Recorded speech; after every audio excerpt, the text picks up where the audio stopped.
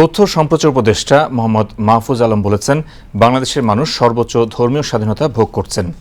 আজ শিল্প মন্ত্রণালয়ে যুক্তরাষ্ট্রের আন্তর্জাতিক ধর্মীয় স্বাধীনতা commission US commission on international religious freedom এর প্রতিনিধি দলের সঙ্গে সাক্ষাৎকালে উপদেষ্টা একথা বলেন।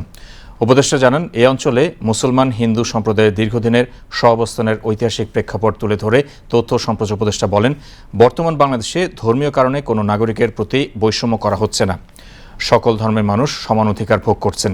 উপদেষ্টা জানান, বিভিন্ন সম্প্রদায়ের ধর্মীয় উৎসব পালনে সরকারের পক্ষ থেকে সার্বিক সহযোগিতা প্রদান করা হচ্ছে।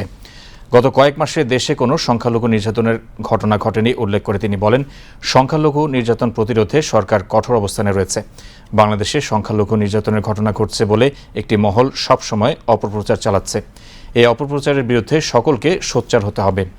তিনি রাষ্ট্র পুনর্গঠন কার্যক্রমে সকল শ্রেণী পেশার মানুষের সহযোগিতা কামনা করেন।